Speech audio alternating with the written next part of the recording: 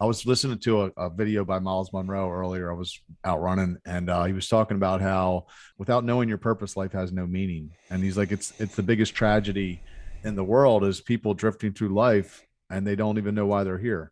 I mean, because I have my own opinions about like obedience to God and purpose, because I wasn't really until I got really surrendered in my life and pretty much the harder areas to give up. One of them was sex, that I feel like God revealed some of the things that I didn't know prior to that. So you talk about men that are, they're caught up with whatever addiction, specifically pornography.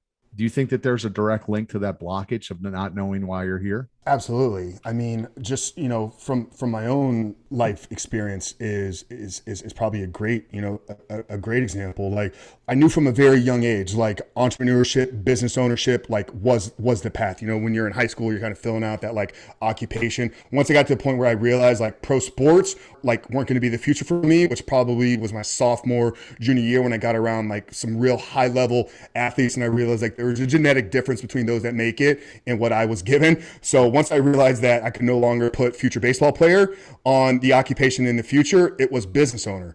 I didn't know what the business was going to be, so I feel I had the inclination back then, but my purpose wasn't to be a ticket broker, which was the first business that I tried to start. Was successful at it, made a ton of money, but it wasn't a part of my purpose. There was the purpose of being a business owner, entrepreneur built into that, but because I was struggling with my own identity in the world, I wasn't able to really see or maybe get clear on what my true purpose was. So yeah, I do think that there is a role that it plays in there if you're struggling with a compulsive behavior.